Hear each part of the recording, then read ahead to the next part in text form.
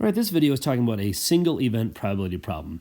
In this case, we asked 30 families, or 30 students, how many siblings are in their family. And you can see in the calculator that if I add up all those numbers, it does, in fact, add up to 30. So, and then you have the notes at the bottom here for a one event. Just finding that one thing, it's the part out of the whole. So for an only child right here, this is going to be 0 siblings. So that would be 4 out of 30, which that can, in fact, reduce to 2 out of 15. So 2 out of 15 would be the fraction version. If you wanted to type it as a decimal, it'd be 0.13. It says decimals rounded to 2 decimal places. So that would be that one. 3 or 4 students.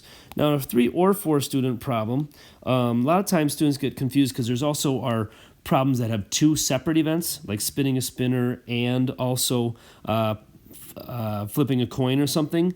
So this is an or problem, 3 or 4 siblings. However, down here you see or is where you only are going to add. There's no subtraction step that there would be with a 2-event problem. So in this case, 3 or 4 siblings. So that is 6 plus 4 all out of 30. So that is 10 out of 30, or a 1/3 possibility.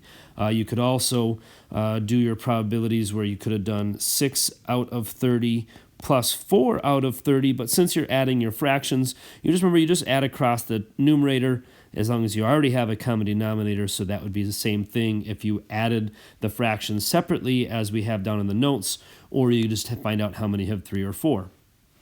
Now, this next step is where we're talking about what we consider our not or complement problems. So 5 siblings with this little prime mark right here tells us that it is a not problem. So it's a not statement. And so easiest way to do this one, in my opinion, is to practice doing the 1 minus the probability of 5 siblings. So 1 minus probability of 5 is how I would do this one. So 1 minus probability of 5, because if for saying not 5, then it's everything but those that are 5. And so that would be 1 minus 4 out of 30, which of course you could do on your calculator if you needed to, 1 minus 4 out of 30. Or, you could say, well, this is going to be 30 out of 30 minus 4 out of 30, which would be 26 out of 30, which that does reduce as well. And remember, on your calculator, that can reduce. You see that those two things are the same, and if you're ever trying to reduce something on your calculator, you hit that math button and that very first one to convert to fraction, and it will give you your answer of 13/15. Right? So your calculator can reduce fractions for you.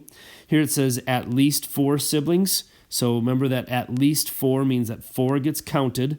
So that would be all of these siblings, 4, 5, or 6 siblings. Now, there doesn't happen to be any 6 plus siblings, so that's just going to be 8 out of 30, which that, again, does reduce. You can divide that by 2, and you'd have 4 out of 15, and that would be your reduced fraction. And finally, we have complement of probability of 1 or 2. And this is, again, why it's so important for us to use the 1 minus idea. And so I'm going to go back to green for this one and say I would do 1 minus the probability of 1 or 2. Because I think in most cases it's easier, in many cases it's easier to find the probability you don't want. Right, so if you find the probability you don't want, that would be 1 or 2, so that would be 12 out of 30, and you're going to do 1 minus that. And so that would be then 18 out of 30, and you could reduce that, or you could use your calculator and do 1 minus 12 divided by 30. And if I can get my calculator to type right, 1 minus 12 divided by 30, that's 0.6. If you want to type that as a fraction, you can continue to do that. So that would be equal to 3/5 for that. So complement is this 1 minus idea.